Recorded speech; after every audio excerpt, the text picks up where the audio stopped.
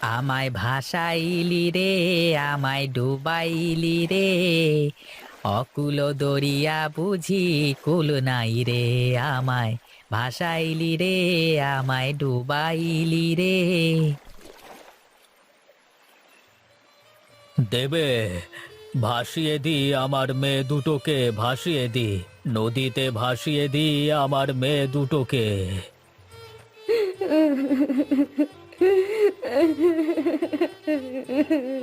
কি কপাল আমাদের! বিধাতা আমাদের কোনো সন্তান দেননি এতদিন, কিন্তু আজ এত বছর পরে যমজ সন্তান লাভ করার পরেও আমরা তাদের আমাদের কাছে রাখতে পারলাম না।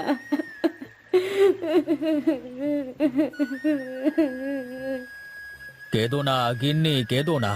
আমাদের মেয়েরা আমাদের ছেড়ে সারা জীবনের মতো যাচ্ছে না। ওরা শুধু কয়েকটা বছর আমাদের ছেড়ে থাকবে, তারপরে আমাদের মেয়েদের আমরা ফিরিয়ে আনবো। মালিক, আপনি কোনো চিন্তা করবেন না। আমি আপনার মেয়েদের পিছু পিছু যাচ্ছি। আমি সারাক্ষণ ছায়ার মতো আপনার মেয়ের পাশে থাকবো, কিন্তু সেটা ওদের কখনো বুঝতে দেব না। সব খবর আপনাকে নিয়ে এসে দেব। হ্যাঁ রামু, তুই যা। আমার মেয়েদের সব সময় খেয়াল রাখিস কেমন, আর কখন কি ঘটে আমাকে এসে বলে দিবি। ঠিক আছে মালিক, আপনি কোনো চিন্তা করবেন না। আমি আপনার মেয়েদের খেয়াল রাখবো। আমি এখন চলি।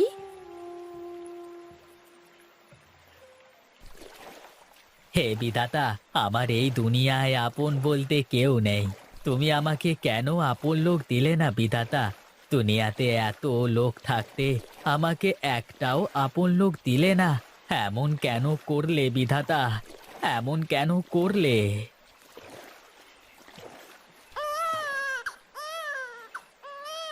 আরে, বাচ্চার কান্না শুনলাম মনে হলো।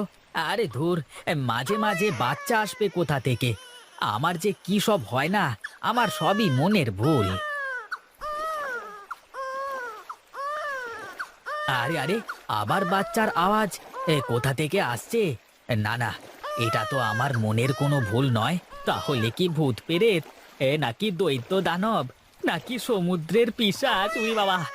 আহ, আর আরে না না, সমুদ্রের পিশাচ নদীতে কি করে আসবে? ওই তো দূরে একটা কি যেন ভেসে আসছে। যাই তো, গিয়ে দেখি।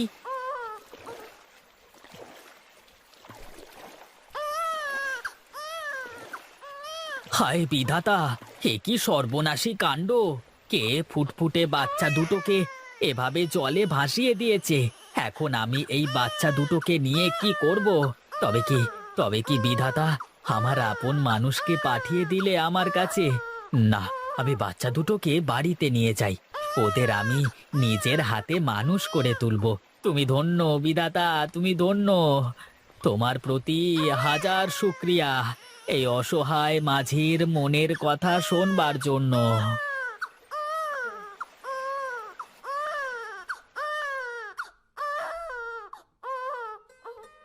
আজ থেকে এটাই তোদের ঘর, আর আমি তোদের বাবা। আজ থেকে আমার দুই মেয়ে, কিন্তু তোদের খাওয়াবো কি? তোরা থাক, আমি বাজার থেকে দুধ কিনে নিয়ে আসি।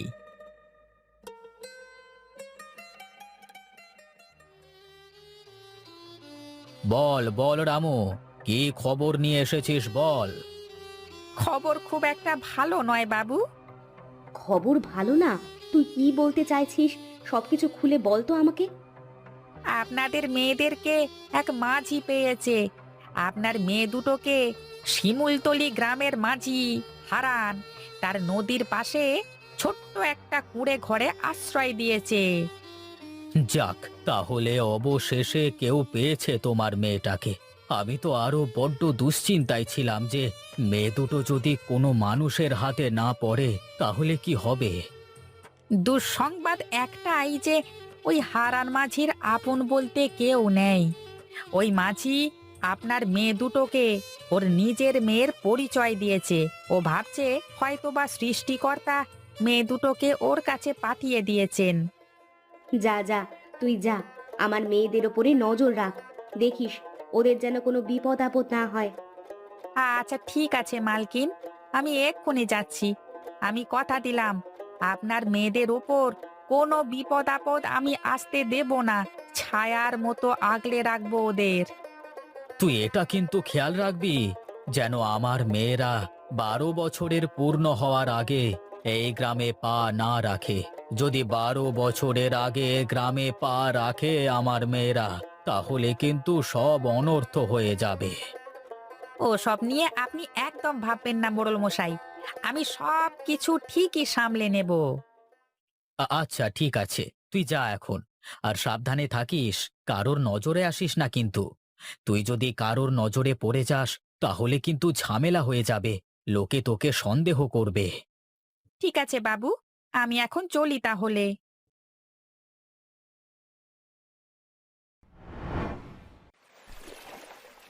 মারে, তোরা শক্ত করে ধরে বসে থাকিস কিন্তু। এই নদীতে অনেক স্রোত, আবার তোরা ঠিকঠাক সাঁতারও জানিস না। এই নৌকা থেকে নিচে পড়ে গেলে কিন্তু ভারী বিপদ হয়ে যাবে। তুমি থাকলে আমাদের কিসের বিপদ বাবা? তোমার পাশে থাকলে আমাদের আর কোনো ভয় নেই। হ্যাঁ বাবা, দিদি একদম ঠিক বলেছে। তুমি পাশে থাকতে আমাদের আবার কিসের ভয়? বাবা বাবা, দেখো না, ওই কিনারে কত সুন্দর শাপলা ফুল ফুটেছে। আমাদের ওখানে নিয়ে চলো না, আমরা কিছু শাপলা ফুল তুলবো। হ্যাঁ বাবা, হ্যাঁ বাবা, চলো, আমাদের নিয়ে চলো, শাপলা ফুল তুলবো। ঠিক আছে মা, আমি তোদের নিয়ে যাচ্ছি, চল।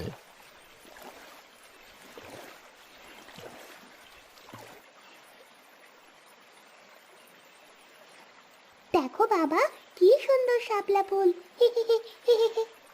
হ্যাঁ, অনেক নৌকাতে চড়ে ঘোরা হয়েছে, এখন চলো দেখি বাড়িতে চলো।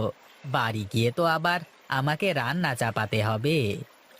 হ্যাঁ, তাই চলো বাবা, তাই চলো।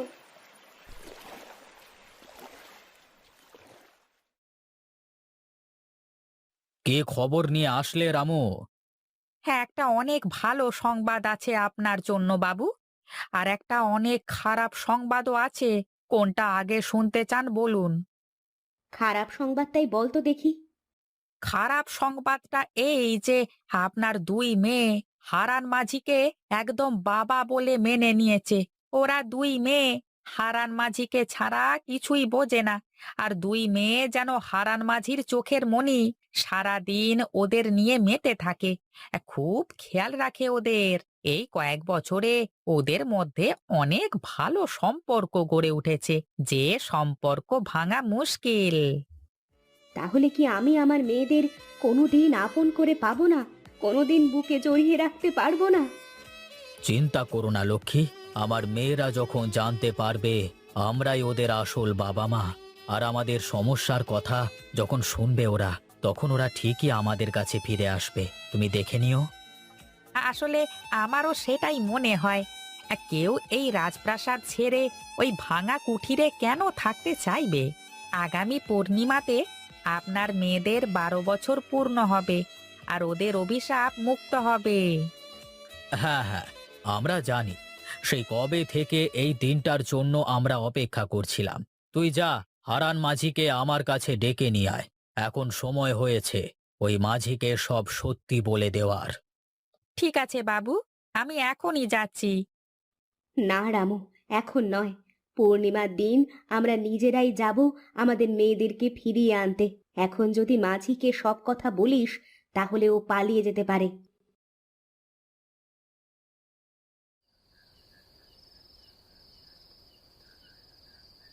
হারান মাঝি, বাড়িতে আছো?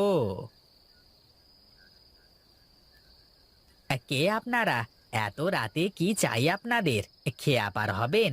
ওই পারে পার করে দেব আপনাদের। না না, আমরা খেয়া পারাপার হতে আসিনি। আমরা আমাদের মেয়েদেরকে নিয়ে যেতে এসেছি। আপনাদের মেয়ে মানে? আপনাদের মেয়েকে আমি কোথায় পাবো? কেন, যে তোর পেছনে দাঁড়িয়ে আছে।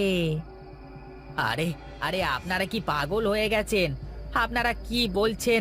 আপনারা কি জানেন? কেন, তুই কি ভুলে গেছিস? আজ থেকে ঠিক 12 বছর আগে একটা কাঠের বাক্সের মধ্যে তুই এই মেয়ে দুটোকে কুড়িয়ে পেয়েছিলিস। বাবা, এরা কারা? এরা এসব কি বলছে? এগুলো কি সত্যি বাবা? তুমি কি আমাদের কুড়িয়ে পেয়েছো? বলো বাবা, বলো। তুমি চুপ করে আছো কেন? বলো, ওরা কি আমাদের বাবা মা? তুমি কি আমাদের বাবা নও? আরে না রূপা, ওরা আমাদের বাবা মা নন। নিজের ছেলে মেয়েকে কেউ কখনো কাঠের বাক্সে নদীতে ভাসিয়ে দেয়? ওরা মিথ্যে বলছে। বিশ্বাস করো মা, আমরাই তোমাদের বাবা মা। আর এই যে রামু কাকা ছোটবেলা থেকে তোমাদের দূর থেকে অনেক সাহায্য করে এসেছে। তুমি আমাদের মা বাবা নও। তুমি আমাদের মা বাবা হলে আমাদেরকে কখনো নদীতে ভাসিয়ে দেবে না। তোরা শুনতে চাস? তোরা শুনতে চাস সেদিন কি হয়েছিল? কেন আমরা তোদের ভাসিয়ে দিতে চেয়েছিলাম? আমার শ্বশুর মশাইয়ের 3 বউ ছিল, কিন্তু আমার শ্বশুর মশাইয়ের কোনো ছেলে সন্তান ছিল না। আর তাই সে জোর করে তোর বাবাকে এক মহিলার কাছ থেকে কেড়ে নিয়ে সেই মহিলাকে মেরে ফেলে। আর সেই মহিলা মরার আগে অভিশাপ দিয়ে গিয়েছিল, আমাদের বংশের সব ছেলেমেয়েরা 12 বছর বয়স হলে মারা যাবে। আর এই অভিশাপ থেকে মুক্তির বড় একটাই উপায় ছিল, তোদের জন্মের 3 দিনের মধ্যে তোদেরকে এই গঙ্গার জলে ভাসিয়ে দেওয়া। এখন তোরা অভিশাপ মুক্ত। আমরা তোদের দেখতে আসলে তোরও একই ক্ষতি হতো মা, তাই আমরা তোদের দেখতে আসতে পারিনি। কিন্তু আমরা তোদের সব সময় দূর থেকে খেয়াল রেখেছি। আমরা পাঠিয়েছিলাম তোর কাকাকে তোর খেয়াল রাখবার জন্য। বলো না বাবা, এরা যা বলছে তা কি সত্যি? হ্যাঁ বাবা, বলো, এরা কেন এমন বলছে? এদের কথা কি সত্যি? হ্যাঁ রে মা, ওরা সত্যি বলছে। আমি আসলে তোদের নদীতে কুড়িয়ে পেয়েছিলাম, কিন্তু আমি জানি না যে ওরা তোর সত্যি বাবা মা কিনা। আচ্ছা আচ্ছা, তোরা আমাকে একটা কথা বল, তোদের কি কখনো মনে হয়েছে যে আমি তোদের আসল বাবা না? না বাবা, আমার এমন কখনোই মনে হয়নি। আমারও কখনো মনে হয়নি বাবা। আরে ওদের মনে হওয়া না হওয়াতে কি আসে যায়? সত্যি তো এটাই যে আমরাই ওদের আসল বাবা মা। হতে পারে আপনি ওকে জন্ম দিয়েছেন, আর আপনার স্ত্রী ওকে 10 মাস 10 দিন পেটে ধরেছে, কিন্তু আমি 12 বছর ধরে ওদের দেখাশোনা করেছি, ওদেরকে বড় করে তুলেছি। এখন আপনারাই বলুন, কে আসল বাবা? তুমি আমাদের আসল বাবা। আমরা তোমার সাথে থাকতে চাই। হ্যাঁ বাবা, তুমি এতদিন ধরে আমাদের দেখাশোনা করেছো, আমাদের কোনো কিছুর অভাব বুঝতে দাওনি। আমি তোমাকে ছেড়ে কোথাও যাব না। আপনারা চলে যান, আমাদেরকে আমাদের মতো থাকতে দিন। তোরা রাজপ্রাসাদ ছেড়ে এই ভাঙা ঘরে কি করবি? কি করে থাকবি এখানে? আমরা এই ভাঙা ঘরে 2 বোন আমাদের বাবার সাথে অনেক সুখে আছি। যদি আপনারা সত্যি আমাদের জন্ম দিয়ে থাকেন, তাহলে নিশ্চয়ই আমাদের সুখ চাইবেন। আর আপনারা এখানে যদি কখনো না আসেন, তাহলে আমরা আমাদের বাবার সাথে সুখে থাকতে পারবো। আপনারা দয়া করে এখান থেকে চলে যান। ঠিক আছে, তোরা যখন এখানেই থাকতে চাস তাহলে থাক, আমরা আর কখনো তোদের সামনে আসবো না। চলো গিন্নি, এখানে থেকে আর কোনো লাভ নেই।